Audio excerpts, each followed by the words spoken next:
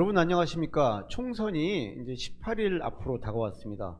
내 소중한 한 표를 후회 없이 던지기 위해 이제는 본격적으로 우리 지역에 출마한 후보의 정책과 공약 그리고 정치에 대한 생각을 꼼꼼히 들여다봐야 할 시간인 것 같습니다. 그래서 고양 시민, 특히 이제 고양시 정 선거구 여러분들의 궁금증을 덜어드리기 위해서 이번 총선에 나온 이제 후보자들을 모시고 이야기를 듣는 시간을 어디에서 마련했다고요?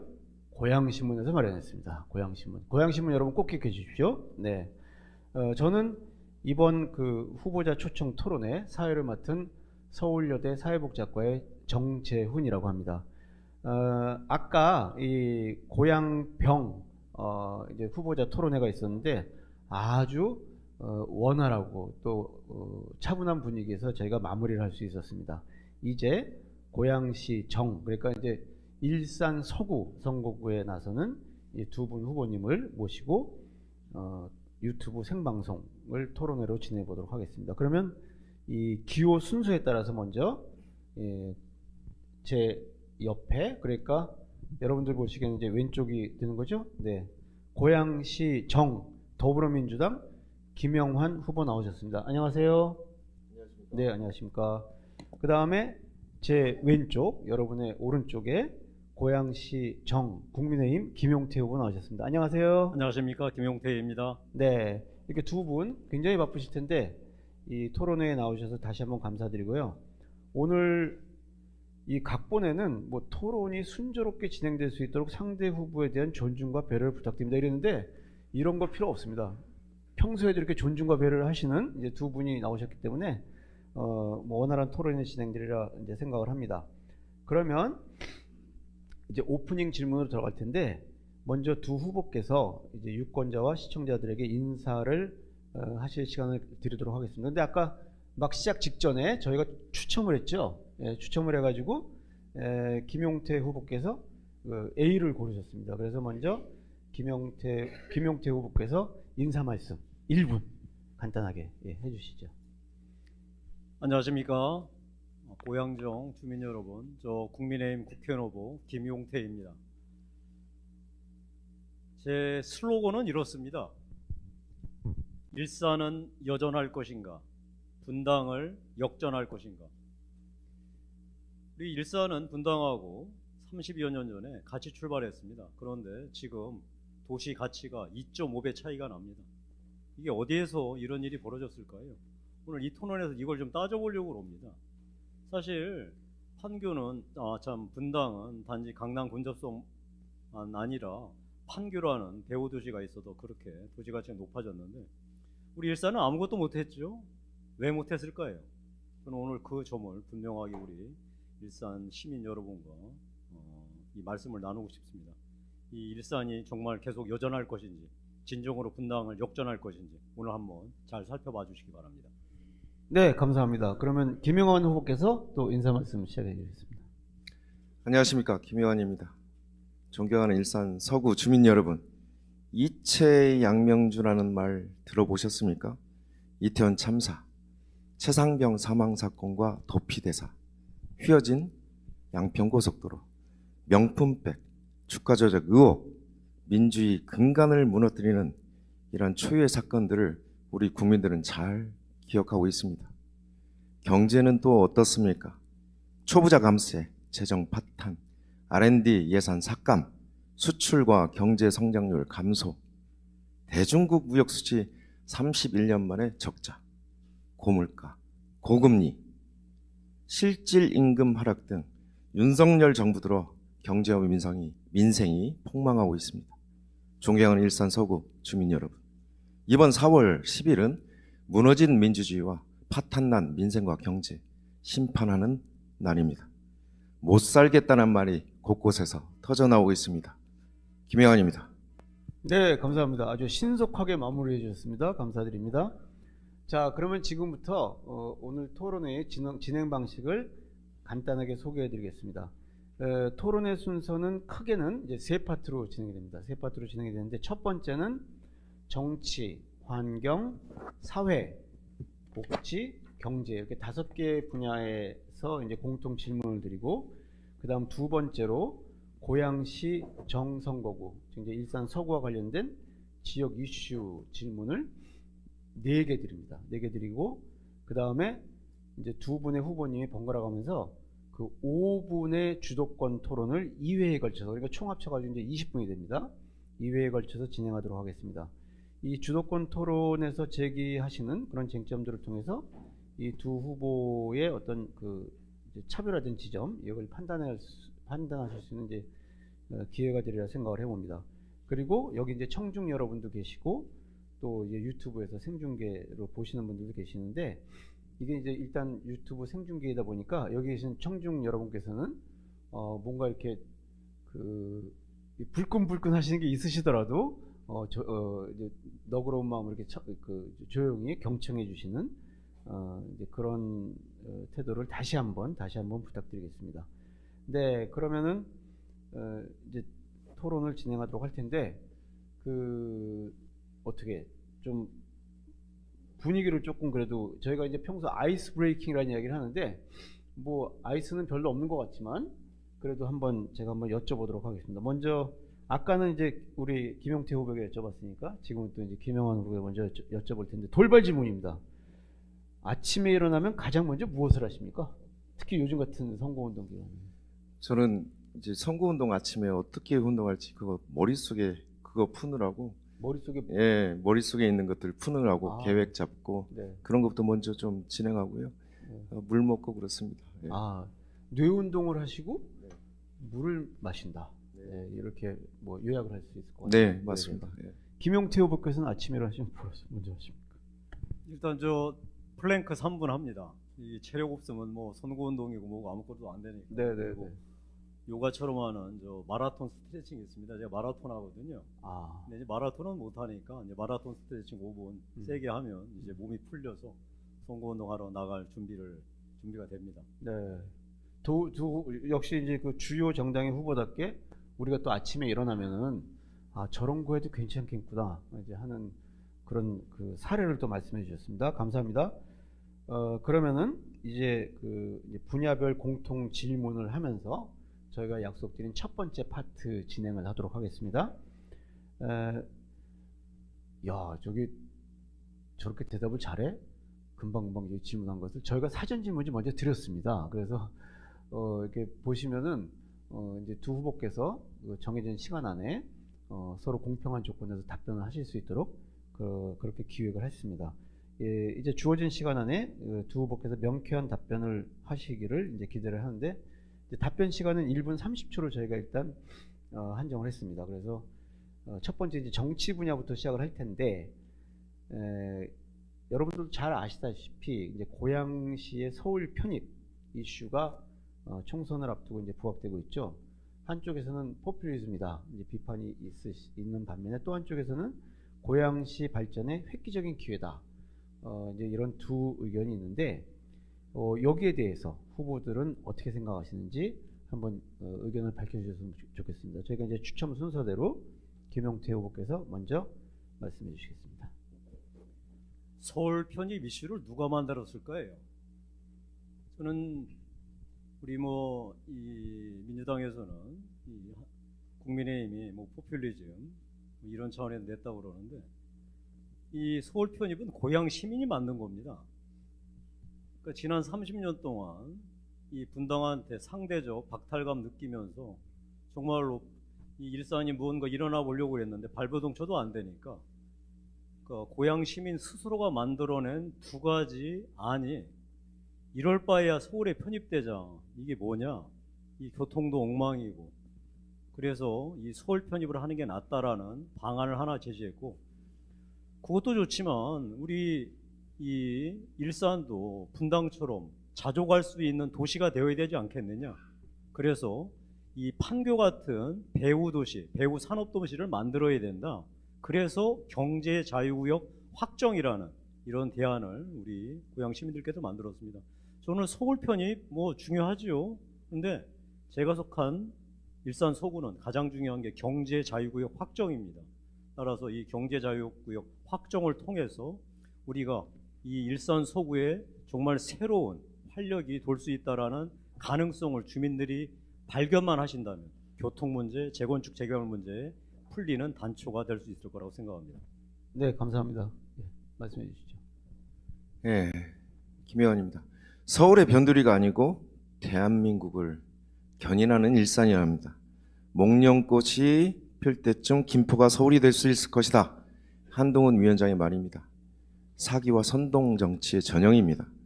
집값은 서울의 편입 결과가 아니고 경제물의 결과입니다. 경제를 1도 모르는 선동꾼들의 가머니설에 속지 않으셨으면 좋겠습니다. 난데없는 서울 편입 주장은 지방 분권과 자치권을 훼손하는 일입니다. 지방세가 줄어들고 서울에서 주는 교부세에 의존해야 합니다. 테크노밸리와 같은 자족 용지를 만들려고 해도 강남과 강북의 우선순위에 밀려서 스스로의 문제를 해결할 수 없습니다.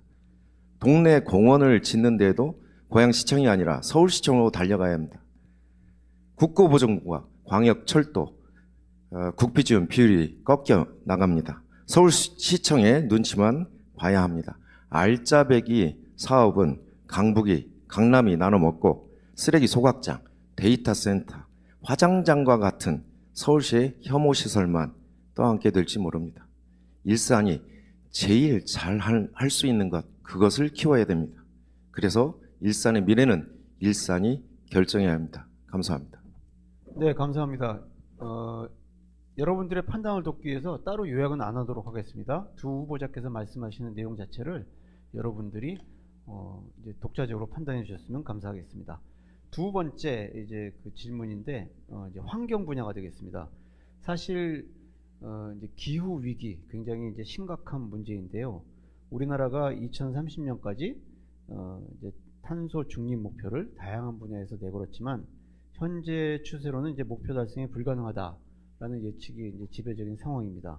현재까지 우리나라의 그 탈산소 정책에 대한 평가 그리고 향후 이제 탄소 중립을 위한 국가 정책 방향이 어떻게 마련돼야 할지 이번에는 이제 김영환 후보께서 먼저 답변해 주시겠습니다.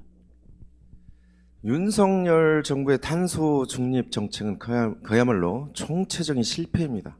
문재인 정부에서는 석탄 화력 발전 비중을 줄이고 2030년까지 신재생에너지 발전 비중 목표치를 30.2%까지 확대했습니다. 그런데 윤석열 정부 들어서 재생에너지 목표치를 21.6%까지 줄여놨습니다. 윤석열 정부는 신재생에너지 예산을 줄이고 심지어 대한민국이 잘하고 있는 태양광 산업을 도태시켰습니다. 오죽했으면 태양광 패널을 생산하는 한화솔루션이 음성 공장을 영구적으로 폐쇄하고 태양광 보조금을 지급하는 미국 공장을 증설하는 계획까지 발표했겠습니까? 탄소 중립은 환경 문제일 뿐만이 아니라 산업 생존의 문제입니다. 특히 아리백은 산업의 표징입니다. 대한민국의 모든 생산품은 장기적으로 신재생에너지 100%로 생산해야 합니다. 그런데 윤석열 정부는 이를 포기하고 있습니다. 삼성, 현대 등 대기업들은 신재생에너지 100%를 공급받는 미국, 유럽, 중국 등을 찾아서 해외 공장을 짓고 있습니다. 아리백을 알면 어떻고 모르면 어떤가 라고 발언한 한동훈 위원장이나 아리백을 전혀 모르는 대통령의 수준은 대한민국 위기를 자초하고 있습니다. 네, 감사합니다. 예, 김영태 의원 말씀해 주시죠. 기후위기 대응은 명분에 집착해서는 안 돼요. 현실에 입각해야지. 사실 문재인 정부가 원자력 발전 폐기했던 게 아리백을 들이대는데 여러분들 잘 아셔야 됩니다. 아리백은 민간기구가 추진하는 소위 기구고요. 이 탄소 중립은 유엔에서 추진하는 겁니다. 아리백에서 이 탈탄소에 원자력이 빠지는 건 맞습니다. 그런데 유엔 기구에서 하는 데에는 당연하게도 원자력이 들어갑니다. 특히 유럽에서 이미 원자력 없이는 탄소 중립은 불가능하다 인정을 하고 원자력도 편입을 시켰습니다. 그리고 우리나라처럼 이렇게 제조업 기반 국가에서 무리하게 탄소 중립을 그냥 원자력을 빼고 한다? 불가능한 일이에요. 그럼 우리 기업들 다 망하죠. 뭐 아리백 문제가 뭐 애플이나 이런 데서 우리 삼성이 아리백 때문에 어려움을 겪고 있다는데 아리백은 지속될 수 없어요. 결국 유엔기구에서 만든 그 기준에 의해서 원자력이 포함된 탄소 중립으로 나갈 수밖에 없고, 자, 우리도 당연히 이 탈탄소 정책으로 나와야 되고 탄소 중립을 해야 되는데, 자, 이 문제는 전 세계가 서로 눈치를 보면서 게임을 하는 겁니다. 명분 갖고 하는 게 아니에요. 본질적으로 다른 나라가 어떻게 움직이는지 우리가 손해보면 안 되잖아요. 명분 쫓다가 우리 실리 놓치면 대한민국 산업 망합니다. 여기에 입각해서 우리가 문제를 풀어야 된다고 생각합니다. 네, 감사합니다. 지금까지 이렇게 해서 이제 정치 분야, 환경 분야 이야기를 저희가 나눴는데, 이제 사회 분야 이야기입니다. 여러분 생각하시기에 사회적으로 봤을 때 한국이 가장 큰 문제가 뭐라고 생각하십니까? 네, 저출산. 그래서 지금 현재 대한민국의 지속적인 발전을 위협하고 있는 근본적인 문제로서 이제 저출산 현상이 대두가 되고 있는데, 이 인구를 감소시키고 노령화를 또 특히 이제 가속화하는 저출산 문제를 해결하기 위해서 지금까지 역대 정부가 다양한 노력을 해왔습니다. 그런데 정책 효과는 크지 않다라는 이야기들을 하고 있는데, 저출산 문제 해법에 대한 각자의 의견을 좀 말씀해 주셨으면 합니다. 먼저 김영태 후보께서 시작하시죠. 네. 대한민국 정부는 그간 각종 정책에서 위대한 성취를 해왔습니다. 그러나 가장 뼈아픈 실패는 바로 이 저출산 문제 풀지 못했다는 겁니다. 어느 역대 정부 못 풀었습니다. 윤석열 정부도 제대로 지금 성과 못 내고 있다는 거 뼈저리가 인정합니다. 자, 지금은 근본적인 소위 패러다임의 전환이 필요합니다. 저는 이렇게 주장을 합니다. 저출산 문제 풀려면 우리 국민들 기존에 가졌던 가치관 모든 것을 완전히 바꿔야 됩니다. 이 문제가 국가의 존망이 걸렸다는 위기의식, 그래서 내가 가졌던 기본 가치관 완전히 버릴 각오를 해야지 문제가 풀리거든요. 바로 패러다임의 전의 핵이 뭐냐면 출생과 육아에 대한 지원을 부모한테 해주는 데에서 바로 그 아이한테 해줘야 됩니다.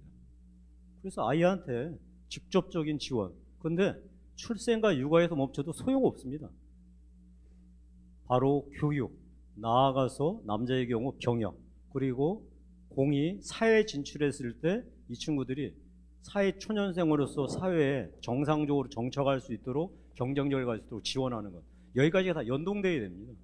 이제 우리 출생 양육만 국가가 책임입니다. 아닙니다. 교육까지, 사회에 진출하는 것까지 국가가 책임지겠다라는 분명한 각오. 그래서 예산을 만들고 정책을 만들 때만이 저출생 문제에 대해서 근본적인 이제 답을 찾을 수 있을 거라고 생각합니다. 네, 김영환 후보 말씀해 주시죠. 저출생 문제는 집값, 교육비, 의료비, 양육비, 노동시간 등 우리 사회의 근본과 연결된 중요한 과제 맞습니다. 23년 4·4분기 합계 출산율 0.65. 저출생은 이제 국가 소멸이 우려되는 지경에 이르렀습니다. 국가 소멸까지 이제 걱정해야 한다면 우리 공동체가 이 문제를 적극적으로 나서서 해결해야 합니다. 저와 민주당은 완전한 보육교육의 국가 책임제를 주장합니다.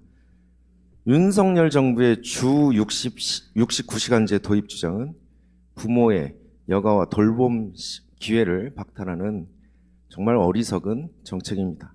아직도 야근을 당연하게 생각하는 기업 문화와 상사 눈치, 그것 때문에 근로자들이 마음 편히 퇴근하지 못하고 있는 실정입니다. 윤석열 정부는 저출생 문제의 핵심을 전혀 모르고 있습니다. 저와 민주당은 아이가 있는 가정은 주거권을 확실히 보장하고 정책 금융과 무상 지원 등을 통해서 아이를 잘 기를 수 있도록 돕겠습니다. 돌봄은 완전히 국가가 책임지겠습니다. 출산과 육아 휴직에 따른 급여 지원을 통해 아이 낳는 것이 두렵지 않게 만들겠습니다. 민주당이 책임지고 잘 하겠습니다. 고맙습니다.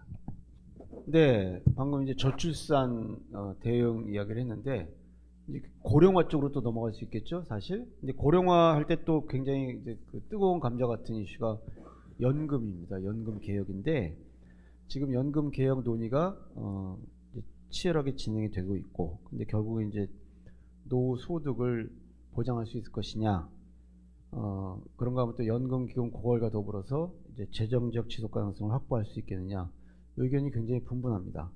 이 연금 개혁에 대한 두 후보의 견해는 어떤지 먼저 김영환 후보께서 말씀해 주시죠. 젊었을 때는 뼈가 부서지도록 일하고 아이들 열심히 길렀는데 노인이 되면 쓸쓸하게 불행을 맞이하는 곳이 바로 이곳 대한민국입니다. 노인 자살률 OECD 1위, 노인 빈곤율 OECD 1위. 참담한 현실입니다. 선진국은 말로 효도하지 않습니다. 제도와 재정으로, 그 뒷받침으로 효도해야 합니다. 초부자 감세로 재정만 파탄내고 복지 예산을 줄인다면 유럽과 같은 연금 구조를 영원히 가질 수가 없습니다.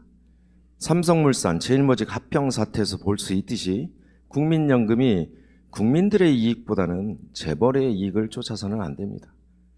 자산 운용의 효율성을 높여야 됩니다. KDI 주장처럼 정부는 국민연금에 대한 재정 투입도 장기적으로 잘 검토해야 합니다. 정부 정책에 따라 연기금을 동원해서 손실을 야기하는 사태는 절대 있어서는 안 될 것입니다. 현재 10명 중 4명밖에 국민연금을 받지 못하는 사각지대 해소해야 됩니다. OECD 평균의 73%에 불과한 소득 대체율도 획기적으로 높여야 합니다. 국민연금은 국민의 마지막 자산입니다. 민주당이 이 자산을 소중히 키워나가겠습니다. 네, 김용태 후보 말씀해 주시죠. 저는 이 문제에 대해서 교과서적인 답변이나 공자님 말씀 안 드리겠습니다. 사실 연금개혁 우리 윤석열 정부 열심히 해보려고 하는데 아직 시도하지 못하고 그 정부들 다 실패했습니다. 아무도 무서워서 못하죠. 표 떨어질까 봐. 근데 해야죠. 우리 얼마 전 보지 않았습니까? 프랑스 용감하게 마크로 대통령 정권의 운명을 걸고 연금개혁 밀어붙여서 연금 소위 수령 연한을 3년 올렸습니다.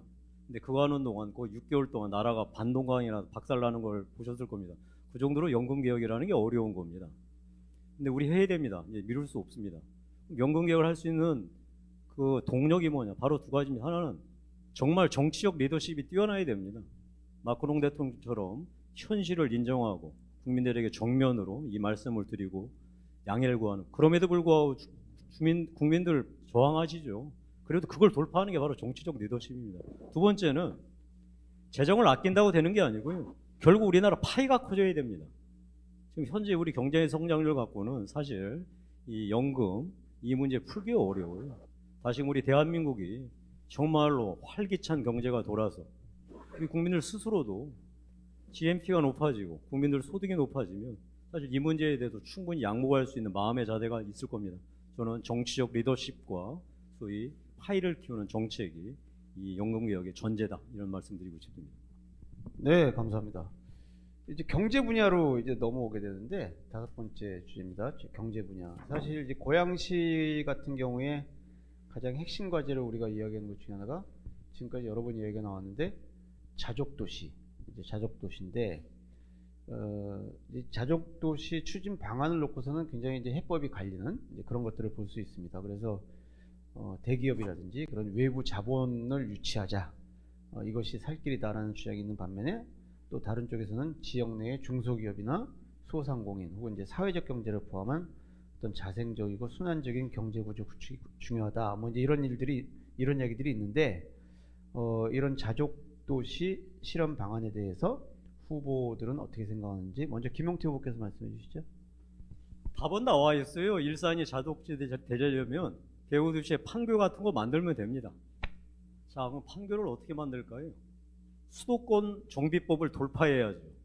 그 수도권 정비법을 돌파하는 게 바로 경제자유구역입니다. 사실 기업들 일산에 뭐 짓고 싶어도 뭐 엄두가 안 나죠. 수도권 정비법 때문에. 바로 그래서 경제자유구역을 우리가 확정시켜가지고 세제 혜택을 준다면 기업들이 여기에 이제 슬슬 입지를 하지 않겠어요. 자, 일산이라는 도시가 입지 조건은 저 밑에 뭐 평택, 안산, 이천보다 훨씬 낫습니다. 자, 여기에 우리가 기업들 유치 못할 이유가 없어요. 특히나 거기는 순 공장을 짓지만 일산은 대기업, 요새 대기업들이 신산업 찾느라고 혈안인데 그런 신산업의 사업들을 충분히 유치할 수 있죠. 저는 이런 것들이 기본적으로 이루어져야지 일산이 자족 도시로 될 수 있고 바로 경제자유구역이라는 호재가 떠야지 우리 교통 문제 풀 때 늘 경제 타당성이 부족하다. 현재 상황 보면 그렇죠. 그런데 경제 자유구역 변수를 놓고 새롭게 계산하면 충분히 소위 비식값이 올라갈 수 있습니다. 재건축도 마찬가지예요. 이 모든 게 우리가 새로운 변수를 집어넣을 수 있는 경제 자유구역을 우리 일산이 최우선적으로 치열하게 추진해 나가는 게 가장 중요하다고 생각합니다. 네, 김영환 후보 말씀해 주시죠. 저는 일산의 염원인 자족도시 완성을 위해서 5년여에 걸친 노력 끝에 수도권 정비 계획법과 상관없이 테크노밸리를 유치했고 좌초될 뻔한 킨텍스 3전 시장, 방송 영상밸리를 살려냈습니다. 저는 일산이 제일 잘 할 수 있는 것, 그것을 잘 키워야 된다고 생각합니다. 대한민국 1등이 목표가 아닙니다. 세계 1등 문화산업도시 일산이 되어야 합니다. 저는 가칭 한류문화산업 조성 및 활성화를 위한 특별법을 제정하겠습니다.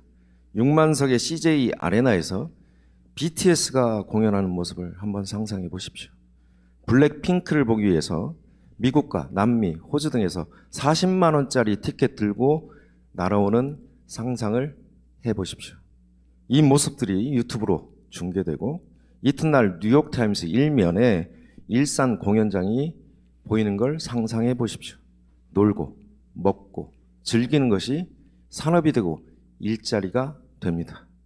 일산은 세계 문화산업 중심으로 성장할 것이고 제가 그렇게 만들 것입니다. 킨텍스, 일산 테크노밸리, CJ 라이브시티, 방송 영상밸리 4개 성장 엔진을 잘 가동시키겠습니다. 꽃을 피워내겠습니다. 네, 감사합니다. 저희가 이렇게 해서 5가지 분야에서 5 영역에서 이야기를 나누는데 정치 분야에서는 이제 그 서울 편입, 고양시의 서울 편입 이슈, 환경 분야에서는 이제 탄소 중립 정책 관련 이야기, 그 다음에 사회 분야에서는 저출산, 그리고 복지 분야에서는 고령화와 관련된 연금 개혁 관련, 그 다음에 마지막으로 여러분 방금 들으신 경제 분야에서는 자족도시 실현 방안, 이렇게 해서 이제 5가지 이제 이야기를 했습니다. 저희가 그 처음 시작할 때 이제 어쨌든 좀 정숙해달라는 말씀을 드리다 보니까 너무들 또 경직돼 있으신 것 같아요. 이게 표정을 좀 푸시면서 소리는 내지 않지만 그래도 슬그머니 이렇게 좀 웃으시기도 하고 소리 없이 박수 쳐주시고 그러시면 좋을 것 같습니다. 네, 그러면서 또 하나 이제 그 다음 지역 이슈 공통 질문 들어가기 전에 그래서 좀 또 이렇게 분위기를 푸는 의미에서 한번 질문을 한번 드릴 텐데 그 다른 질문들은 다 후보자들에게 공개가 돼서 갔지만요. 지금 드리는 질문은 저도 방금 생각해내는 겁니다. 그래서 조금씩 당황스러우실 수도 있겠지만 아까는 이제 김영환 후보께 질문을 드렸기 때문에 이번에 또 김용태 후보에게 먼저 질문을 드리는데 이거 힘드시잖아요. 네. 굉장히 힘드시죠? 힘드시죠? 괜찮습니까? 아, 괜찮습니까? 네. 괜찮습니다. 예, 네. 힘드시면서 뭘. 네, 근데 그 이제 힘들 때 뭐 배우자가 됐든 가족이 됐든 뭐 오늘 아침이 됐든 어쨌든 나오시면서 선거운동 이렇게 뉴스에 딱 나오시기 전에 그 가족에게 어떤 말씀을 하고 나오셨는지 한마디 딱. 저는 뭐 아빠 열심히 하고 올게. 너는 공부 열심히 하고 있어. 대신 선거운동 시작하면 너 와서 도와야 된다. 니들 아무리 대학생이라도 그 얘기하죠. 아, 자녀께서 공부를 열심히 하신다고 생각하시는 건가요?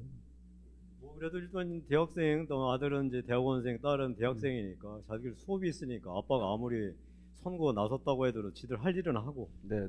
본격 선거운동 들어가면은 어쨌든 간에 토요일 일요일 날은 아빠 도와야지 와서. 아, 예. 그건 약속했습니다. 아들하고 예. 딸이. 예. 네. 자녀분들은 나보다 아빠가 더 열심히 해야 되는데 속으로 그렇게 생각하실지 모르겠습니다. 김영환 후보께서는 아유, 어떻게? 저는 김용태 후보 비해서 제가 불리한 것 같습니다. 제 아기들이 어려서 선거운동에 동원할 수가 없어서요. 얼마나 어립니까? 네. 중학교 1학년 하나고요. 아. 이제 초등학교 5학년 이제 초등학교 올라갔습니다. 크네요, 얘가. 네. 그래서 주로 이제 아침에는 제가 새벽에 나오기 때문에 네. 아이들 볼 수 없고요. 다만 이제 제가 둘째 아이하고는 거의 매일 샤워를 같이 하고 있습니다. 그거는 꼭 지키고 있습니다. 그래서 샤워하는 동안 한 10분, 15분 정도 네. 우리 초등학교 5학년 아이하고 둘이 즐겁게 대화하는 것이 저의 좀 낙이기도 합니다. 예. 거기서 또 이제 기운을 얻으셔가지고 또 하루를 이제 시작하시는.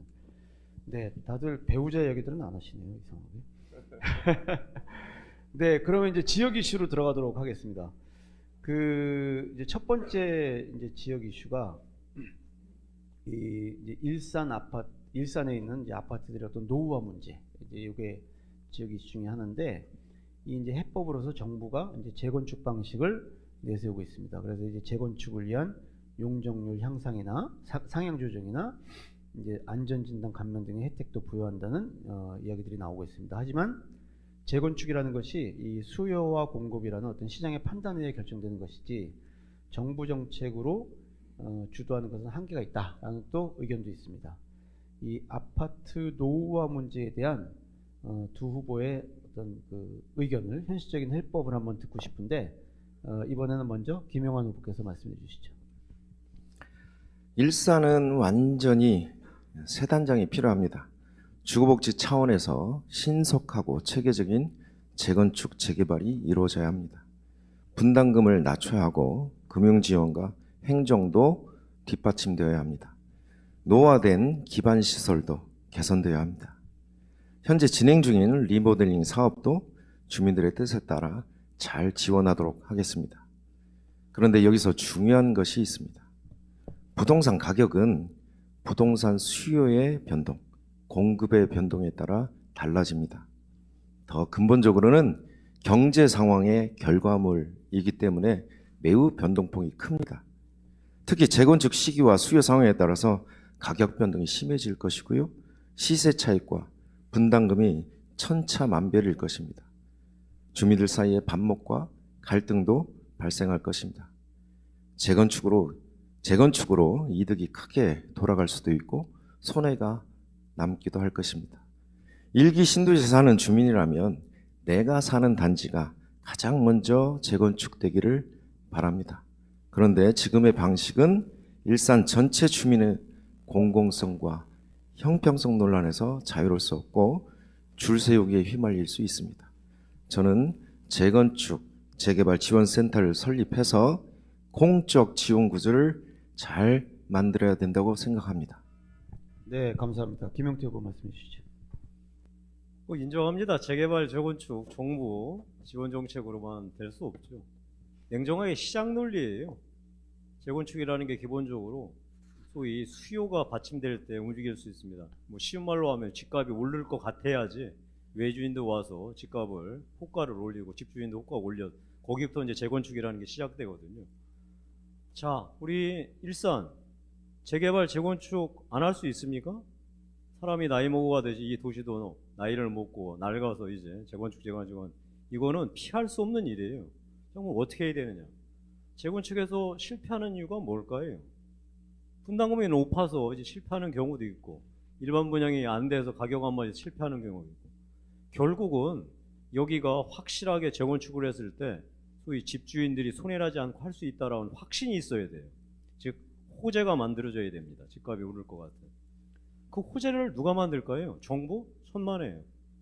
바로 저는 우리 일산 서구에서는 경제 자유의 가장 답이라고 생각합니다.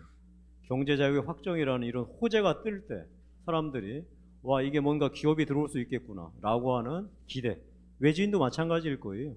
그래야지 재건축, 재개발이 움직일 수 있습니다. 저는 뭐 다른 거 지금 재건축, 재개발 여러 가지 정부 정책들도 있지만 기본적으로 민간 자체에서 호재가 뜰 수 있는 이런 판을 만드는 게 가장 중요하다고 생각합니다. 네, 감사합니다. 그 지역 이슈 이제 두 번째인데, 킨텍스 쪽에 그 CJ 라이브 시티 사업 있지 않습니까? 요게 좀 이제 지연되다 보니까 국토교통부에서 지난해 12월에 이제 중재안을 내놨습니다. 그런데 이제 이 중재안의 내용으로서 이제 지재 상금 감면이라든지 사업기간 연장 이런 것들이 법적 리스크 문제 제기가 또 되고, 그래서 이제 경기도가 도 차원에서 중재안 이행에 이제 신중한 입장을 보이고 있습니다. 어떻게 보면 이렇게 이제 진퇴양난에 빠진 듯한 상황인데, 이때 이제 정치가 역할을 해야 되겠죠. 그런 이제 그런 면에서 봤을 때 이 후보들께서는 이 CJ 라이브 시티 사업에 대한 어떤 해법이나 대책을 보고 계시는지 이번엔 먼저 김용태 후보께서 말씀해 주시겠습니다. 일산 시민들 이 문제 잘 알으셔야 됩니다. CJ 라이브 시티 완공되면 정말 우리 동네 좋아집니다. 확실합니다. 근데 지금 공사 제대로 안 되고 있습니다. 그러니까 CJ한테 경기도가 한 짓이 뭔지 아십니까? 공사 제때 진행하지 않는다 약속대로 그래서 지연 강제금 내라고 이렇게 얘기하고 있습니다. 그래서 싸움 붙었거든요. 그랬더니 어쩔 수 없이 이 중앙 정부가 개입해서 중재안을 만들었어요. 그 CJ는 그 중재안을 받아들이겠다는 거예요. 그런데 경기도는 나 몰라라. 그냥 무조건 내라 벌금. 근데 왜 CJ가 지금 공사가 늦어지느냐? 전기가 안 들어오는데 전기가 없어서 공사를 못 한다는 거예요. 아니 전기세 내겠다는데 전기가 안 들어오는데 어떡할 거예요? 알고 봤더니 여러 가지 이유가 있고 한전에서 제대로 협조하는데 그렇다고 그러고 있습니다. 아니 CJ 입장에서는 정말로 속이 타들어갈 직전 아니겠습니까? 저는 이 문제 제가 만약에 이 국회의원 사선 중진의원이 된다면 제가 경기도 도청 도지사 만나서 단판 질 겁니다. 그리고 한전 사장 만나서 단판 치고 뭐 하는 거냐 이 중요한 국가적 사업 이 사업에 대해서 이 땅에 이 기업들이 투자하겠다는데 그거를 정말 상을 줘도 모자랄 판에 벌을 준다? 어림도 없는 소리죠. 그래서 한전부터 전기 빨리 끌어내라. 그리고 경기도는 무슨 소리 하고 있냐? 무슨 그러니까 지원 강제금이냐? 오히려 지원을 해달라. 제가 이렇게 단판 짓겠습니다. 네, 감사합니다. 김영환 후보 말씀해 주시죠. 이것이야말로 제가 가장 잘할 수 있는 것입니다. CJ 라이브 시티는 국토부나 정부가 사업 주체가 아닙니다. 경기도를 통해서 해결해야 합니다. 저는 경기도 구조를 누구보다 더 잘 알고 있습니다. 당선되면 민주당 출신 김동연 지사를 만나서 해결하겠습니다. 공무원 윽박 지른다고 해결될 일이 아닙니다. 일머리로 풀어야 됩니다. 사정이 이렇게까지 온 데에는 정부의 정책 실패가 저는 가장 큰 요인이라고 생각을 합니다. 금융시장, 특히 PF 시장이 마비됐었고 부동산, 건설 시장이 꽁꽁 얼어붙었습니다. 여기에 더해서 물가관리 실패로 원자재 비용도 급상승했습니다. 경기 악화로 CJ도 자금난에 처했습니다. 산업부와 한전의 전력 공급 문제도 항목했습니다. 제가 국회에 들어가게 되면 라이브시티의 규제 특례, 세제 혜택, 국비 지원과 같은 제도적 지원책도 마련하겠습니다. 그리고 김동연 지사와 만나서 CJ 라이브시티 문제 반드시 풀어내겠습니다. K컬처의 글로벌 메카인 일산을 제가 반드시 주민 앞에 선보이겠습니다. 네, 감사합니다. 지역 이슈 계속 이야기하고 있는데 이제 세 번째 이슈가 이제 데이터 센터 건립입니다. 그 덕이동에 데이터 센터 건립을 두고 이제 기업과 그다음에 이제 주민 간의 마찰이 있다. 이제 이렇게 볼 수 있을 것 같은데 사실 이제 덕이동뿐만 아니라 이제 향후에 고양시 여러 곳에서 데이터 센터 이제 신축 소식이 전해지면서 대책이 요구되고 있습니다. 이에 대해서 이제 후보들은 어떤 생각이나 입장을 가지고 계시는지 우리 김영환 후보부터 말씀해 주시죠. 네, 탄현덕이 데이터 센터 건립 결사 반대합니다. 제가 머리를 깎든지 단식을 해서라도 반드시 주민과 함께 데이터 센터 설립 막아내겠습니다. 저는 주민들을 왜 이렇게 힘들게 하는지 정말 이해할 수가 없습니다. 고양시 보고서에는 전자파로 인해 주민들 민원이 발생할 것이라고 이미 예상하고 있었습니다. 그런데도 그 흔한 공청회, 간담회, 토론회도 없었습니다. 밀실에서 결정했습니다. 저는 국민의힘 태도에 대해서도 매우 분개하고 있습니다. 김용태 후보님은 반대하고 있는데 국민의힘 시장은 여전히 직권 취소할 생각이 없습니다. 같은 당끼리 당정 협의도 안 하십니까? 건축 허가 당시에 고양시는 국민의힘 일산 서구 지역위원회 보고도 안 하셨습니까? 국민의힘은 주민들 앞에 부끄럽지도 않습니까? 같은 당끼리 정리도 못하고 왜 이렇게 주민들을 힘들게 하십니까?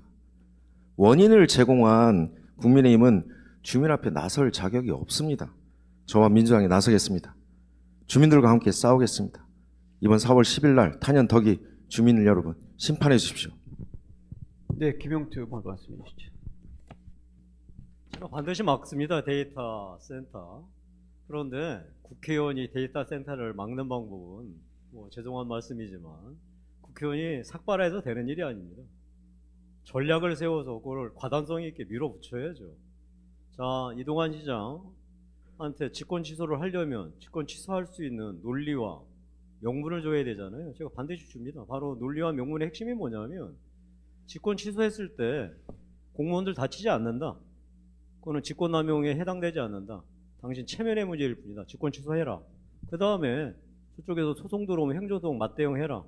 그리고 나서 다른 시유지, 사람들 안 사는 시유지를 대안을 만들어서 CJ하고 환지 협상해라. CJ가 꼭 그 자리에 지금 들어온다는 게 아니라 고향에 들어오겠다는 거잖아요. 다른 자리에도 환지하고 차액은 CJ에 물어주면 됩니다. 자, 국회의원은 한 일이 뭐냐? 그때 바로 CJ 회장이 됐던 CJ 측하고 물밑에서 협상하는 겁니다. 즉 고양시의 협상력을 더해주는 거죠. 그래야지 문제가 풀리지 않겠습니까? 저는 이게 더해서 만약에 이게 성사가 된다면 탄현동에 그야말로 현재 데이터 부지, 시유지, 금싸라기 등이 만들어지는 거예요. 그 땅 멋지게 탄현동 사람들이 써보자고요. 근데 거기에 이런 뭐 도서관 같은 시유지 그렇게 쓰지 말고 민간에 좋은 거 시설 들어오도록 매각해서 고양시도 좋고 탄현시민도 좋고 한번 제가 그렇게 만들어 보겠습니다. 네, 감사합니다. 저희가 지금까지 이제 지역 이슈를 3개, 그러니까 하나는 재건축 관련, 두 번째는 CJ 라이브시티 사업 관련, 세 번째는 막 이제 덕이동 중심으로 해서 이제 데이터 센터 건립 관련 이렇게 이제 3가지를 이야기했는데 이제 주제를 제시하고 또 이 두 후보께서 토론을 하시는 이제 이런 양상이었는데 지금은 완전히 그 이제 주관식으로 그냥 질문을 던지겠습니다. 그러니까 이제 일산 서구잖아요. 결국은 일산 서구 같은 경우에 저도 이제 일산 서구에 한참 살았었는데 지금은 이제 다른 일산의 고양시의 다른 지역으로 이제 이사가 살고 있는데요. 제 머릿속에 이렇게 딱 생각해보면 일산 서구 정말 이거는 바꿨으면 좋겠다 있습니다. 저는 있는데 두 후보께서는 지금 현재 일산 서구에서 가장 시급한 현안 이게 무엇인지 제가 이쪽을 바라봤지만 사실 먼저 이쪽에서 하셔야 돼요. 김용태 후보께서 먼저 말씀하셔야 되는데 순서상 가장 시급한 현안이 뭐라고 생각하시고 또 이를 해결하기 위해서 어떤 공약을 좀 내주실 수 있는지 한번 말씀해 주시죠. 누가 뭐래도 교통 지옥이죠. 정말 사람이 살 수가 없습니다. 저는 얼마 전에 그 3호선 끊겨가지고 그때 이 주요역에서 선거운동 하다가 진짜로 주민들한테 정말로 혼 엄청 났습니다. 이들 뭐 하는 자들이냐. 당신들 지금 교통지옥 해결한다고 12년 내내 약속하지 않았느냐. 그래서 저거 국민의힘 후보입니다. 여기 12년 동안 민주당이 집권했었는데요. 안 통해요. 이게 정치인이 다 자초한 거예요. 풀어야죠. 제가 가장 많이 듣는 말이 그거죠. 니들 약속만 했지 뭐 할 줄 아느냐. 이 사람들 이렇게 지금 다 지각하고 아이들 학교도 못 가고 이런 거 어떻게 책임질 거냐. 저는 결국 이 교통 문제를 푸는 게 지금 우리 일산이 가장 중요한 문제라고 생각하는데 다 목표는 다 있어요. 그리고 답도 다 나와 있습니다. 문제는 이걸 어떻게 추진할 거냐, 어떤 전략으로. 그게 가장 중요하지 않겠어요. 답을 못 찾았던 게 아니라 그 일을 실천하고 밀어붙이는 이런 결과를 못 가져온 거죠. 저는 그래서 이 결과를 밀어붙이는 가장 핵심 동력, 결국은 저는 역시 아까 말씀드린 대로 아까 BC값을 올릴 수 있는 새로운 변수를 찾아라는 게 가장 중요하다. 그 변수가 바로 경제자유구역이에요. 그러면 인구유입 변수가 바뀌죠. 또 하나는 생산 유발 개수 변수가 바뀌어요. 저는 그걸 통해서 BC값을 올려서 이 교통 문제 풀어내는 확실한 답을 한번 찾아보겠습니다. 네, 김영환 후보 말씀해 주시죠. 예, 일산은 서울의 배드타운으로 시작됐습니다. 도시 계획 단계부터 산업과 자족 시설 없이 출발했습니다. 일산 주민들은 출근을 위해서 아침마다 눈을 비비면서 탄현역, 일산역, 대화역, 주염역, 버스 정류장으로 달려가야 합니다. 자동차를 가지고 꽉 막힌 자유로를 통과해야 합니다. 직주 근접 일산이 필요한 이유가 여기에 있습니다. 고양시 여론조사 따르면 40%가 넘는 시민들이 기업과 일자리를 요구하고 있습니다. 이것이 제가 본격적으로 정치를 시작한 이유이기도 합니다. 2010년 당시 판교에만 만든 테크노밸리를 5년 노력 끝에 일산 서구에 경기 북부 테크노밸리라는 이름으로 유치했습니다. 10년 동안 소송으로 정체됐던 방송 영상 밸리도 경기도 사업, 즉 경기도 도시공사 사업으로 전환시켰습니다. 멈춰선 킨텍스 3자 시장도 경기도가 먼저 시작해서 이루어지도록 했습니다.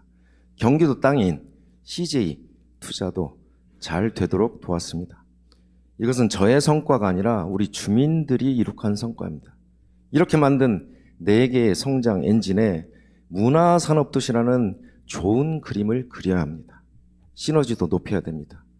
이 모든 과정에 땀을 흘려온 사람 바로 저 김영환입니다. 네, 감사합니다. 이렇게 해서 저희가 지역 이슈까지 한번 이야기를 해보았는데 어떠세요? 힘드세요? 후보님? 괜찮습니다. 네, 괜찮습니다.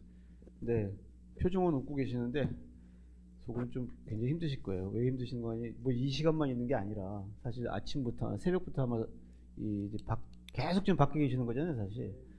김용태 후보 같은 경우에는 이렇게 선거운동 아침부터 이렇게 뭐 쭉 이렇게 뭐 거의 밤 12시 1시 뭐 굉장히 오래 다니실 것 같은데 네. 하루 종일 이렇게 밖에 계시면서 가장 힘든 거 하나, 그다음에 또 이제 가장 보람 있는 거 하나, 내지는 기쁜 거 하나, 무엇이 있을까요? 한순간 한순간 다 힘들죠, 체력적으로. 그런데 이제 가장 기쁜 거는 일산 주민들이 저한테 이걸 꼭 해줬으면 좋겠다. 그래서 제가 저 할 수 있습니다 그랬더니 당신 뭐 보고 믿느냐 그 얘기를 하세요. 저도 참 답답한 노릇이죠. 제가 이걸 약속밖에 못 드리는데 그랬더니 그 약속 12년 내내 들었다. 도저히 당신 뭐 보고 믿을 수 없다 그래서 아니 저는 제가 삼선했던 양천월 지역에서 성과 냈으니까 삼선하지 않았겠느냐. 그 성과 좀 보고서 한번 평가해 본 다음에 저를 믿어달라. 그랬더니 조금씩 믿음이 올라가는 것 같아서 그게 가장 큰 보람. 네, 감사합니다. 김영환 후보께서는 어떤 게 가장 힘드시고 그렇지만 또 어떤 게 가장 또 뭐 보람이나 뭐 기쁜 거 예. 저는 요새 뭐 힘든 거는 모르겠고요. 네. 주민들 만나면서 우리 마음들 서로 나누고요, 소통하고 주민들 저희 도의원 때부터 8년 그리고 시장 경선 과정에서 만난 6년 또 한 12년 정도의 공직으로 이제 선보인 거죠. 주민들의 의견들 다양하게 많이 듣고 있고요. 그 의견을 받아서 또 제가 챙길 수 있는 것들 다양하게 또 챙기고 제 성격 중에 하나가 받으면 끝까지 처리하는 것, 결과물을 산뜻하게 내놓는 것, 그 일몰이로 처리하는 게 제 전략 중에 하나입니다. 네, 감사합니다.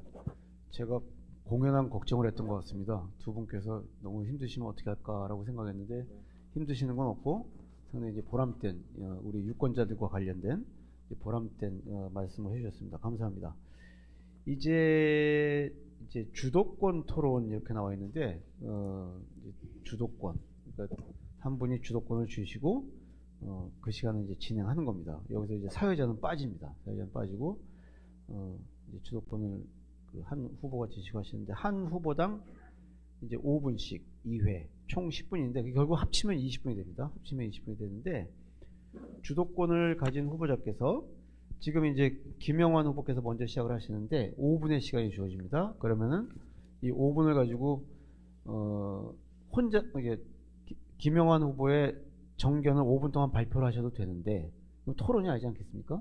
그래서 이렇게 질문 대답 하는 형식으로 하지만 김영환 후보께서 이 5분을 주도하시는 그런 방식으로 5분을 진행을 하고 그 다음에 또 이제 넘어가서 이제 김용태 후보께서 또 5분을 주도하셔가지고 시간을 진행하시고 그 다음에 또 5분 또 5분 이렇게 해서 합쳐서 20분의 시간을 주도권 토론 시간으로 갖도록 하겠습니다. 그러면은 먼저 준비되셨죠? 네. 네, 김영환 후보께서 이제 5분의 주도권 토론을 시작하시겠습니다. 네. 예, 후보님 너무나 요새 자주 뵙기도 하고 고생이 많으십니다. 예, 고맙습니다. 근데 제가 이제 후보님 이렇게 뵈면 정말 뚝심 있게 이렇게 하시는 것도 제가 국회에서도 뵙고 네. 또 열심히 하시는 것도 뵙고 그렇습니다. 근데 우리 후보님께서 이 일산의 서구에 특히 오시면서 가장 관심 갖고 있는 게 교통 아까 말씀하신 경제자유개혁 이렇게 말씀하셨죠? 예. 네. 제가 교통 문제 한번 좀 여쭤보겠습니다. 우리 김영태 후보님이 3월 22일 날 발송한 문자 메시지가 있습니다. 예. 예. 저한테도 왔더라고요. 아, 예. 예. 우리 김한교 의원분들 저기 앞에 계신데 아마 제 주소록에 담겨 있는가 봅니다. 여기 문자메시지 보면은요, 그간 김현미 장관, 이영우 의원이 약속했던 철도망 확충은 한 발자국도 나가지 못했습니다. 네. 이거 조금 조심하셔야 되는 거 아닙니까? 왜냐면 한 발자국도 못 나갔다. 제가 이제 질문 드리겠습니다. 예. 혹시 GTX A 노선, 킨텍스역 예. 언제 착공했는지 아십니까? 예, 뭐 우리 그 김현미 의원 그 임기 중에 착공된 걸로 알고 있는데 제가 그 얘기를 한 거는 아니 잠깐만요. 착공 시기만 좀 말씀해 주시면. 제가 정확한 날짜는 모르는데 예. 말씀드리겠습니다. 2019년 6월 착공했고요. 언제 개통되는 거는 아십니까? 올해 말로 알고 있습니다. 맞습니다. 예. 후보님 잘 알고 계시고요. 예. 그러니까 올해 말 개통되는데 그러면 한 발자국도 나가지 못했다라고 말씀하시면 하늘에서 킨텍스 역이 떨어졌습니까? 아니 이거- 잠깐만요. 제가 말씀드리는 게 저도 여기 오면서 우리 20대 국회의원 선거홍보를 김현미 후보 선거 홍보를 봤어요. 운전까지 3호선 연장을 끌어내서 가자마을역, 덕이역, 차지롭지 신설에 제가 그 부분은 좀 말씀드린 제 주도권이니까 말씀을 예, 천천히 예. 그것도 제가 나옵니다. 말씀을 드린 거예요. 그러니까 제가. 나오니까 천천히 좀 기다려 주시고요.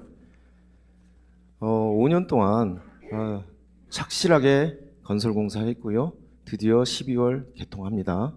알아두셨으면 좋겠고요. 대곡 소사 복선 전철 사업 언제 착공했는지 아십니까? 그것도 우리 김현미 의원 때. 네, 맞습니다. 2016년 그때 네. 착공했고요. 예. 작년 7월에 우리 윤석열 대통령까지 오셔서 예. 개통식 했습니다.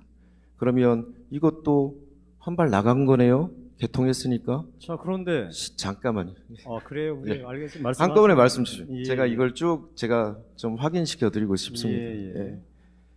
자, 인천 지하철 2호선 예. 김현미 장관 때 이거 발표한 거 맞죠? 예. 예, 올해 예타 지금 들어갑니다. 행정 예. 절차 들어가죠. 자, 고양 양재 대심도 이거 19년에 국토부 대광위에서 발표했고요. 예. 이것도 전략 환경 영향 평가가 올해 들어갑니다. 행정 절차 밟고 있습니다. 예. 자, 다만 지하철 3호선 문제가 걸려 있습니다. 연장 문제가. 저도 가슴 아픈 문제이기도 합니다. 그래서 국회에서 이걸 만들었어요. 우리 민주당의 당론으로 채택한 건데요. 국가재정법 개정안을 냈는데요. 이게 뭐냐면 인구 50만 이상의 적경지역이라 하면 파주, 고양, 김포 이렇게 들어가는 거죠. 적경지역이 포함된 대도시권 광역교통시설의 확충 사업은 예비 타당성 조사를 면제하는 개정안이었습니다. 네. 이거 저희 당론으로 해서 기재위 소위까지 민주당 단독으로 통과시켰어요. 네. 그런데 국민의힘 쪽에서 뭐라고 했냐, 기재부하고 이게 국가 재정을 파탄내는 법이라고 반대했습니다. 네. 왜 이 법이 필요하냐면요, 지금 말씀하신 경제 자유구역 제가 보기에는 뭐 도시계획부터 한 5년, 한 10년에 걸쳐서 아마 그거 추진해야 될 거고요. 그 안에다가 기업들도 유치하고 또 절차 밟아서 성과 내는 데까지 한 15년, 20년 걸릴 거고요. 그 안에는 수요 높여서 3호선 연장하는 거 정말 불가능합니다. 그래서 저희 김용태 후보님께 제가 가장 가슴 아픈 3호선 연장 관련된 부분에 대해서 이 법이 사실은 유일한 방법이다. 한번 말씀해 주시기 바랍니다. 네. 잠깐만요. 우리 진행장님. 네. 요 주도권 5분에서 제가 뭐 답변을 하나 1분 드릴게요. 1분 재주세요. 예. 자, 우리 일산 시민 여러분. 우리 지난 12년 동안 교통 좋아졌나요? 12년 걸렸는데 아직 올해 연말에 지금 개통되는 거 킨텍스 아직 12년 동안 이루어진 거 아니었잖아요. 제가 만나면서 모든 분들이 12년 동안 아무것도 현실화가 된 게 없다. 그 말씀을 드리는 거예요. 현실화. 제가 드리는 말씀이 그거예요. 자, 12년은 긴 세월입니다. 게다가 김현미 장관, 국토부 장관 하셨잖아요. 주무장관. 그때 가시적인 성과를 내셨어야지. 다음에 저는 철도망은 어렵다고 쳐요. 버스라도 해결했어야죠. 저는 지난번 그 지하철 그 멈췄을 때 무심하게 그냥 주협역을 통과하는 첨보버스 거기 매달리면서 문 두드리는 사람들 보고 이 첨보버스 이거 해결 못했나? 나는 그게 너무 답답해서 그 말씀을 드린 겁니다. 네, 감사합니다. 한 발짝 얘기하니까 제가 그냥 가슴이 아파가지고 지금 서로 이제 한 발짝 가지고 한 발짝의 개념이 뭔지 제가 목이 메이네요. 그럼 계속해서 주소권 토론 두 번째 김용태 후보자께서 시작하시겠습니다. 자, 저는 여기 일산 서구 기본적으로 랜드마크 될 수 있는 게 딱 두 가지가 있는 게 저는 너무 자랑스럽고 이걸 잘 활용하면 정말로 굉장히 일산 서구가 경제적인 활력이 넘치겠다 싶었어요. 킨텍스와 원마운트. 근데 그게 제가 다 만나봤거든요. 이상장님이나 원마운트 회장님. 장사 아무것도 안 된대요. 그러니까 안 되는 이유가 뭐냐? 바로 그 사이에 정말로 둘이 동시에 사용하고 시너지 효과를 낼 수 있는 상업시설, 호텔 이런 게 들어온 게 아니라 느닷없이 그냥 아파트가 들어섰다는 거예요. 아무런 시너지 효과는커녕 마이너스 효과가 난. 자, 원래 그 땅이 시유지였다죠? 맞습니까? 시유지. 말씀하시고 아니요, 사이 원마운트하고 시유지 C4 부지 맞습니다. 근데 그 시유지 원래 킨텍스 지원 부지 맞죠? 네, 맞습니다. 근데 그 지원 부지에 그러면은 킨텍스가 제대로 기능하고 원마운트가 제대로 기능할수록 거기에 제대로 된 상업시설과 호텔 같은 걸 집어넣었어야 되지 않았겠어요? 근데 지금 느닷없이 아파트가 들어서니까 그냥 킨텍스도 죽고 원마운트도 죽고. 자, 그때 그렇게 결정했던 분이 민주당 최성시장 맞죠? 네, 예, 맞습니다. 맞죠. 근데 제가 다른 자료를 우리 시의원 통해서 입수했더니 최성시장 이후 이어받았던 이재준 우리 그것도 민주당 시장 맞죠? 맞습니까? 예, 네, 민주당 맞습니다. 시장이 이거를 그냥 아파트 짓는 거로 시유지를 이렇게 매각시킨 거 이거 큰 문제다. 그거에 대해서 제가 감사를 했다는 얘기를 들었습니다. 그런데 감사 결과 뭐 다른 거 다 치울게 뭐 이것저것 부정의 소지가 있다 이런 거 다 치우고 결론은 그거예요. 그걸 상업부지나 호텔 같은 걸 들여놓지 않고 아파트를 줌으로써 결국은 일산을 더욱더 배드타운화했다. 가속화시켰다. 이게 감사 결론이더라고요. 혹시 그 보고서 보신 적 있습니까? 네, 봤습니다. 그때 우리 그 김영환 후보는 어떤 위치에 있었습니까? 제가 좀 말씀드려도 되겠습니까? 아니, 그 어떤 위치에 있었는지만 말씀해 주시고 제가 그 하나만 더 질문 드리고 네, 제가 감사 기회를 드리겠습니다. 보고서가 나온 때는 제가 도의원 말이나 네. 도의원을 했던 말이나 아니, 아마- 감사 보고서 말고 네, 우리 최성 시장이 이거를 민간한테 상업지역으로 네. 그 용도로 쓰지 않고 민간한테 아파트 팠을 때 어떤 위치에 계셨는지. 제가 도의원실했습니다. 이게 저는 아까 뭐 여러 가지 여기에 그 JDS나 이런 거를 지금 유치해서 굉장히 이 동네가 상업이 아니라 그 비즈니스 할 수 있는 여러 가지 그래서 자족 도시에 할 수 있는 터를 잡았다고 하는데 저는 터가 아니라 눈에 보이는 당장 그거 할 수 있는 거를 이렇게 기회를 날려먹을 수 있을까? 나는 그게 너무 황당하더라고요. 예, 그거에 대해서 어떻게 생각하시냐면 답변해 주실래요? 예, 정말 그 부분에 대해서는 저도 좀 안타깝다 생각을 하는데요. 제가 다른 말씀을 좀 드리면 이제 일산의 자족 용지 중에 정말 잘할 수 있는 것이 이미 CJ나 테크노밸리나 방송 영상밸리나 킨텍스 삼전시장도 들어와 있어요. 있는데 저는 후보님이 정말 이 과정에서 아니면 그 전에 국민의힘 지역위원장님께서도 말씀하시던데 이 자족용지 이렇게 발전시키는데도 정말 예산 한 푼 도와주신 적이 없으시잖아요. 아니 네. 잠깐만 제가 질문은 네, 그 킨텍스 지원 부지를 호텔이나 이렇게 해서 시너지 효과를 낼 수 있는 거로 하지 않고 다음에 그걸 아파트를 줘서 킨텍스도 망하고 원마운트도 망하게 한 그 행위가 옳았느냐, 다음에 옳지 않아, 그 상황에서 우리 네. 김영환 후보는 제가 어떤 솔직히 역할을 하셨는지 말씀드리겠습니다. 말씀드리는 제가 거예요. 솔직히 말씀드리겠습니다. 그분은 잘못된 저는 정책이었다 분명히 생각을 하고요. 좀 더 규모가 큰 자족 용지로 활용했으면 좋았었겠다라는 말씀. 도의원으로도 막을 수 있는 어떤 위치는 안 제가 됐습니까? 행정 결정권자가 아니었습니다. 저는 반대했습니다. 예. 근데 저는 그거는 국회의원은 막을 수 있었을 것 같거든요. 눈에 다 보이니까. 그때 해당 국회의원이 누구셨죠? 단연덕이 데이트센터하고 저는 마찬가지 절차나 과정이 있었다고 저는 봅니다. 이 김용태 후보님이나 저는- 국민의힘이 막지 못했던 것처럼 알겠습니다. 그런 과정이 저는 그때도 있었을 것이라고 저는 생각을 합니다. 저는 이게 국회의원의 가장 중요한 역할과 해야 할 임무가, 물론 행정은 당연히 뭐 자체 단체적이지만 국회의원이 안 되는 거 안 된다고 막는 거라고 생각합니다.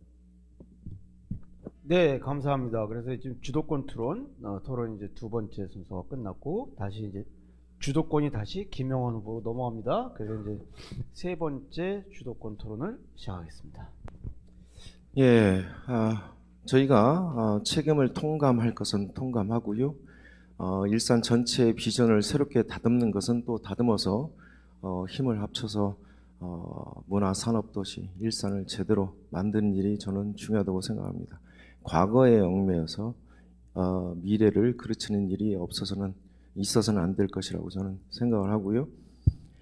후보님, 그 고양시와 인접한 동들이 몇 개 있어요. 제가 이제 표준지 공시지가들을 좀 뽑아봤습니다. 서울 강서구 개화동, 이게 횡주 외동 옆에 있는 동이에요. 표준지 공시지가가 평균 106만 원 정도 되더라고요. 은평구 진관동, 여기는 이제 한 157만 원 제곱미터당. 주엽동이 한 488만 원. 대화동이 166만 원. 이게 이런 표준지 공시지가 차이는 왜 결정이 날까요? 제가 죄송합니다. 과문해도 잘 모르고 있습니다. 좀 알려주십시오. 만지가 있다면 저도 네. 김영환 후보와 같이 한번 풀어보죠. 그러니까 이제 제 논리는 그렇습니다. 그러니까 부동산 집값 말씀 많이 하시는데 그것은 부동산의 결과가 아니고요. 네. 저는 경제의 결과다. 동의하실 겁니다. 왜냐하면 경제 자유구역을 그렇게 지금 많이 말씀하시고 계시지 않습니까? 네. 수요 올려야 되고 자족정지 확충해야 된다는 건 저는 거기에 좀 동감하는 측면이 있습니다만은 그래서 제가 판교에 있었던 테크노밸리도 예. 이게 수정법하고는 상관이 없습니다. 예. 도시 개발 사업으로 진행된 사업이기 때문에 이런 자족용지 시설은 충분히 가져올 수 있다. 그래서 서울 편입이라는 문제는 결국에는 저는 이렇게 생각을 합니다. 왜 서울 편입을 주장을 할까? 저는 정말 여기에 선동이 좀 있지 않나 생각이 들어요. 왜냐하면 이 서울 편입 자체로 인해서 이제까지 대한민국 역사가 진행되어 왔던 분권과 작치의 역사를 한꺼번에 뒤로 돌리는 거고요. 네. 한동훈 위원장께서 아니 목련꽃 필 때면 김포가 서울 편입 된다며요. 지금 목련꽃 거의 이제 필 시기 됐습니다. 김포 서울시에 편입됐습니까?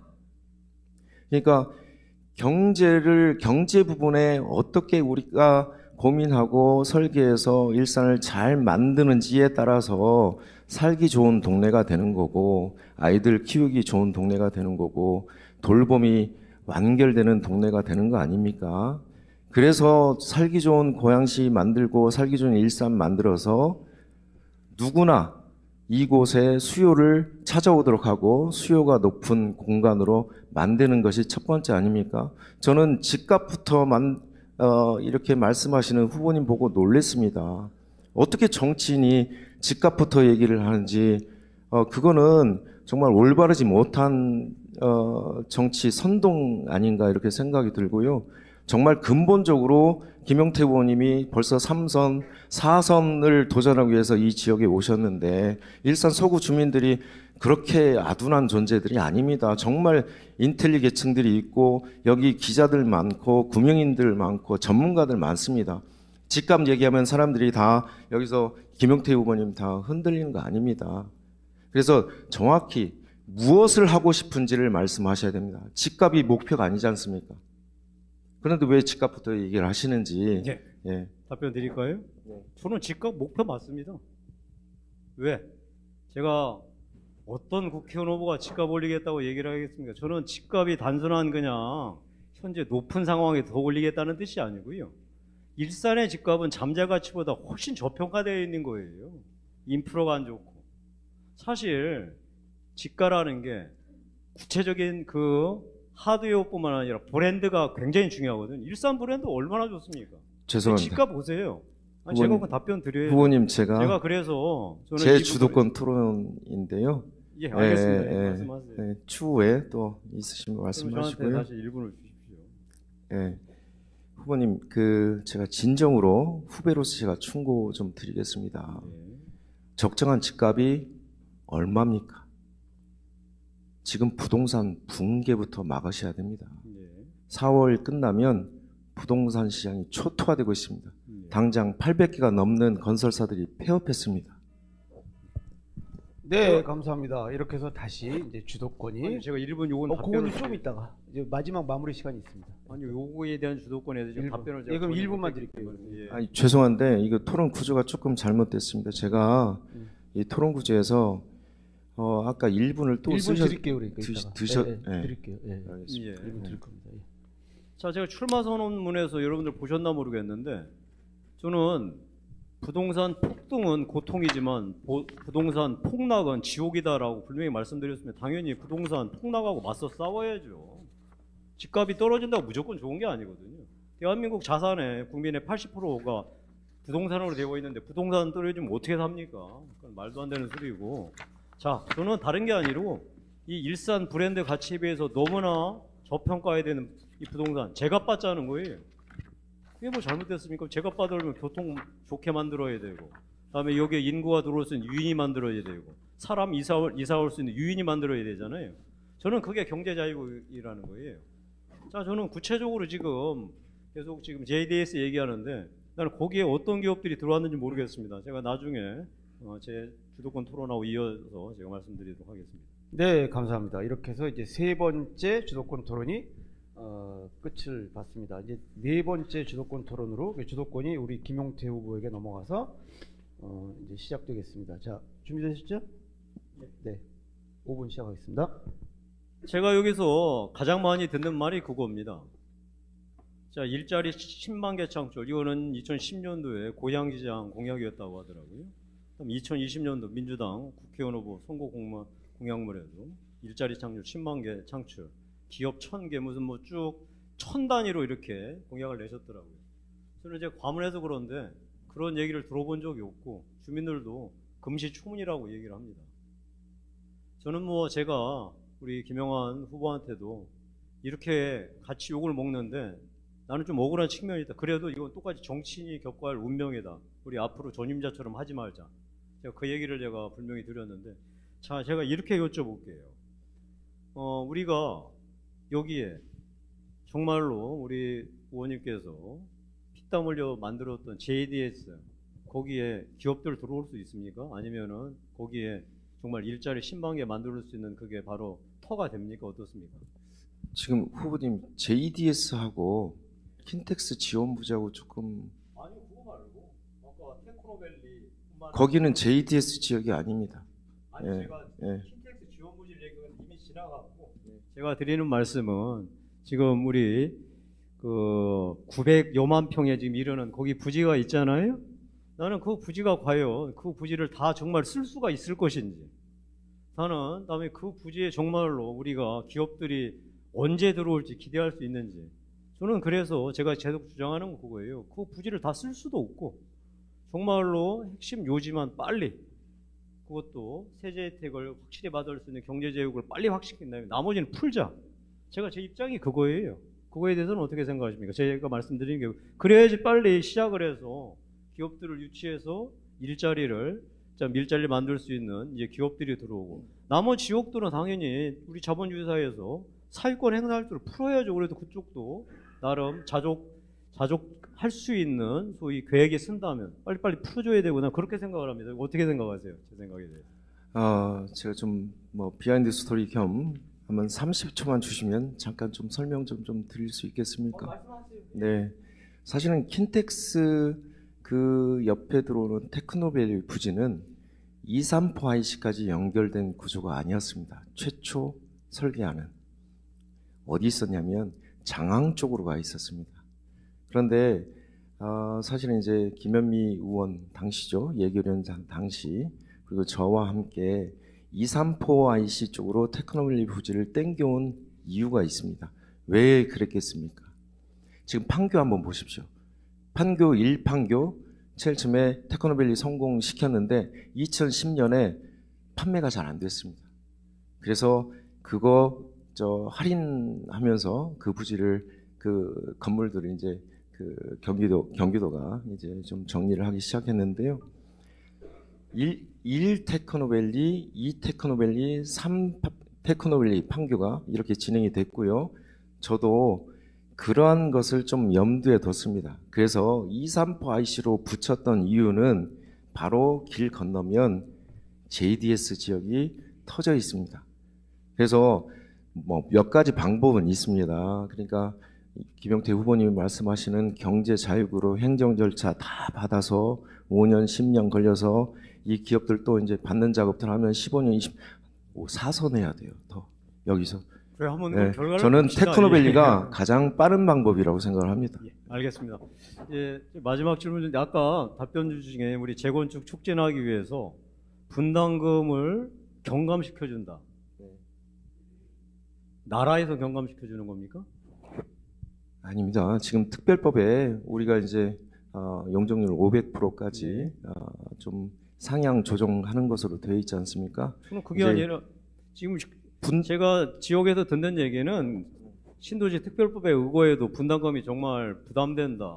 특히 그 소위 고령층 같은 경우에는 재산이 그거 하나인데 그 분담금을 내고 어떻게 다시 재건축할 때 기다리느냐. 저는 이 분담금을 국가에서 지원하는 건 불가능해요. 민간 재건축을. 저는 그래서 이분들에게 좋을 수 있는 가장 좋은 혜택이 뭐냐면 제1 금융권인데 이자 싼 데서 이 분담금을 자기 담보, 주담대 그리고 분할상환 한 30년 분할상환을 하는 상품을 출시하는 거예요. 그럼 충분히 분담금을 낼 여력이 되죠. 근데 이게 문제가 뭐냐? 지금 금융감독원이 맡고 있는 거예요. DSR로. 이거 풀어야죠. 저는 국회의원 되면 이거 풀겠습니다. 자, 요거는 형평성을 맞추기 위해서 마지막 요 질문에 대한 답을 1분 정도 제가 드리겠습니다. 저는 이제 뭐 후보님이 많은 말씀 주셨는데요. 뭐 테크니컬하게 기술적으로 금융상품 만드는 것은 그렇게 어렵지 않은 것 같고요. 그래서 그것만으로는 사실은 일산 재건축 재개발 문제를 이렇게 뭐 분담금 전체를 낮추는 방안이나 그런 것까지는 연결되지 않는다고 생각을 하고, 다만 저의 관점은 그렇습니다. 그러니까 정확히 말씀드리면 일산 서구 주민들이 이 재개발 재건축 과정에서 소외되지 않고 기반시설 새롭게 그리고 살만한 곳으로 만드는 것이 바로 최종 목적지가 되어야 될 것 아니냐. 그거에는 분명히 후보님께서도 동의하실 거라고 생각합니다. 네, 감사합니다. 이렇게 해서 저희가 이제 주도권 토론 20분 정도에 걸쳐서 진행을 했습니다. 아쉬우시죠? 또 그래도 하실 말씀도 많으실 텐데 그래서 혹시 아까 말이 오갔을 때 머릿속에 좀 남는 이야기들이라든지 아쉽다 요게 있으면은 이제 딱 1분에 뭐 답변이든 해명이든 뭐 한번 이제 해주셨으면 좋겠는데, 먼저 순서가 이제 김영환 후보께서 먼저 하시면 돼요. 그래서 김영환 후보께서 요 주도권 토론에서 좀 아쉬운 부분 요걸 1분 동안 답변하실 수 있는 기회를 드리겠습니다. 예, 존경하는 일산 서구 주민 여러분, 저는 이 전체적인 상황이 우리 경제 문제와 연결되어 있다고 생각을 합니다. 대통령께서는 하나로마트 가서 파 한 단에 875원 살 수 있었습니다. 그런데 그 시기에 우리 서민들은 3,000원, 4,000원 주고 파 한 단 샀어야 됐습니다.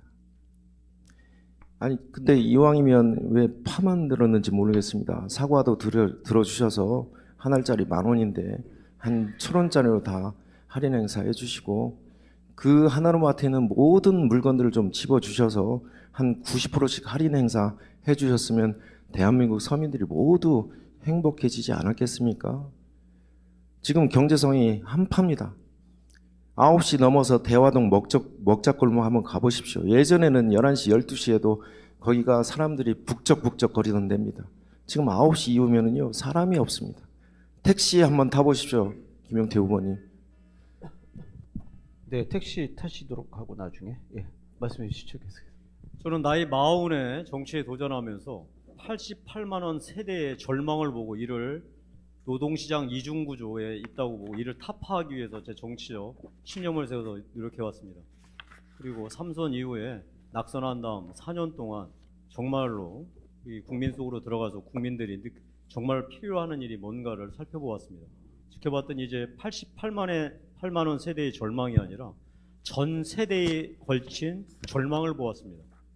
그래서 제가 사선에 성공해서 이제 정치에 복귀한다면 이런 꿈을 꾸고 있습니다.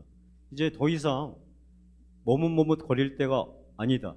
그래서 국가 개조, 패키지 딜을 집중적으로 추진해 보려고 그럽니다. 저는 이게 무릇 중진 정치인의 소위 정치의 큰 목표가 되어야 된다고 생각하고요. 우리 지역에서는 일산 한번 멋지게 바꿔보고 싶습니다. 제 정치력과 힘으로 일산 한번 크게 바꾸는 이 기적을 만들고 싶습니다. 네, 감사합니다. 저희가 예정된 시간이 있었는데 정말 쏜살 같이 또 시간이 흐른 것 같습니다. 많이 아쉬우시죠? 뭐 정말 밤새도록 이야기해도 참 모자랄 것 같은데 이렇게 이제 토론회가 마무리되어 가고 있습니다. 그래서 이제 공통 질문 하나, 그렇게 어려운 질문 아니에요, 사실. 이것만 가지고도 밤새도록, 요 질문만 가지고 밤새도록 두 후보께서 말씀하실 수 있을 것 같은데, 후보님의 정치적 소신에 대한 질문입니다. 그래서 먼저 우리 김용태 후보께 먼저 질문을 드리겠는데, 정치에 나서신 이유는 무엇인지, 그 다음에 이제 정치를 통해 추구하고자 하는 바람직한 미래의 모습이 무엇인지, 이것을 우리 유권자와 고향신문 독자들께 한번 말씀을 먼저 해주시죠. 동일한 질문입니다. 예, 저는 대학교에서 정치학을 전공했습니다. 교과서에서는 이렇게 나옵니다. 유한한 자원의 권위적인 대분. 근데 현실 정치의 가장 핵심이 뭐냐면 역시 정치만한 사회를 변화시키는 지렛대를 가진 게 없다. 저는 그래도 우리 사회가 올바른 방향으로 좋은 사회로 나아갔으면 좋겠습니다. 저는 그러기 위해서 정치가 아무리 욕을 얻어먹어도 제대로 정치를 할 수만 있다면 우리 사회가 좋은 방향으로 크게 바뀔 수 있을 거라고 생각합니다. 그래도 제 스스로 저는 중앙정치에서는 정말 올바르게 소신 있게 누구 눈치 안 보고 권력에 빌붙지 않고 당당하게 정치해왔다고 자부하고 앞으로도 그렇게 하겠습니다. 다만 지역에서는 저는 물불 가리지 않고 주민과 국회의원 간의 엄숙한 계약이다라고 정치를 생각하고 주민의 정당한 요구에 대해서는 즉시 끝까지 반드시 하는 자세로 정치를 해나가려고 합니다. 네, 감사합니다. 김영환 후보님 말씀해 주시죠. 예, 저는 국회 보좌관 시절 국회에서 좀 있었고 도의원으로 우리 주민들을 처음으로 만나는지 지금 계산을 해보니까 5,035일 정도 이렇게 되더라고요. 보좌관 시절 때 여튼 김용태 후보님 같은 후보님을 모시고 열심히 보좌했고 또 대통령 인수위, 경기도 인수위, 고양시 인수위까지 이렇게 좀 기회들을 받았는데요. 저는 특히 이제 좀 기뻤던 과정이 지금도 새록새록 나는데 탄현동, 호곡초, 호곡중의 강당 이렇게 정리됐을 때 동고등학교 강당 정리되고 일산동에 도서관이 생기고 일산 3동에 청소년 수련관 생기고 산책로 생기고 육교가 그 위로 건너가고 광성교회 뒤에 또 육교가 올라가고요. 킨텍스 3전시장이 됐을 때 정말 우리 주민들과 함께 기뻐했던 그 과정들을 새록새록 기억하고 있습니다. 네, 감사합니다. 진짜 아쉬운 시간이 다 끝난 것 같습니다. 이제 마무리를 이제 할 시간인데 마지막으로 이제 후보들께서 이제 김영환 후보가 먼저 이제 고양시, 그다음에 이제 정성구, 그러니까 지금 이제 일산 서구 우리 유권자들을 향해서 1분 마무리 발언 부탁드리겠습니다. 존경하는 고양정 일산 서구 주민 여러분, 5년은 살아야 도시가 보인다고 합니다. 우리 동네라는 인식이 자리 잡기까지 10년쯤 걸립니다. 거기에다 도시의 정책을 이야기하려면 관심과 참여, 학습과 경험이 필수입니다. 도연부터 시작해서 주민들 모시고 일한 지 5,000일이라는 시간이 흘렀습니다. 그간 수많은 변화를 일구어 왔습니다. 저는 일산이 이미 갖고 있는 것, 일산에 제일 잘 맞는 것, 일산이 제일 잘 할 수 있는 것을 잘 알고 있고 그것으로 승부를 보고자 합니다. 출마 선언한 지 19일, 주민과 함께 땀 흘린 5,000일. 고민의 깊이가 다릅니다. 책임의 무게가 다릅니다. 아이들 잘 키우고 좋은 일자리, 산업적 기반이 넘치고 돌봄의 복지가 완결된 고양시. 제가 꿈꾸는 일산입니다. 네, 김용태 후보 말씀해 주시죠. 우리 주민들께서 분당에 느끼는 상대적 박탈감, 우리 주민들 책임 전혀 아닙니다. 온전히 정치인의 책임입니다. 특히 국회의원 리더십의 책임입니다. 지난 12년이면 긴 세월입니다. 이 긴 세월 동안 희망 고문 당하셨다는 말씀 너무 많이 들었거든요. 이제 바꿔야죠, 그럼. 저는 이 일은 시장도 중요하지만 결국은 국회의원의 리더십이 가장 중요하다고 생각합니다. 만약에 우리 고양정 주민들께서 저 김용태에게 믿고 맡겨주신다면 제가 정말 화끈하게 바꿔보겠습니다. 다른 거 없습니다. 최선을 다해서 이 고양정을 바꿔서 우리 일산 서구의 도시가치, 주민의 재산가치 그냥 막 올리자는 게 아니에요. 잠재가치보다 낮은 도시가치, 잠재가치, 재산가치 올려서 우리 주민들 떳떳하게 나는 일산인이다 이렇게 자부심 가질 수 있도록 한번 해보겠습니다. 고맙습니다. 네, 감사합니다. 1시간 20분이 넘어가는 시간 동안 이렇게 저희 우리 유권자들께서 두 후보를 이해하실 수 있는 그런 어떤 좋은 말씀들을 해주신 이제 두 후보께 너무나 이제 진심으로 감사를 드립니다. 판단은 이제 유권자 여러분께서 하시리라 믿습니다. 뭐 특별히 따로 내용을 요약을 안 하더라도 유권자 여러분 또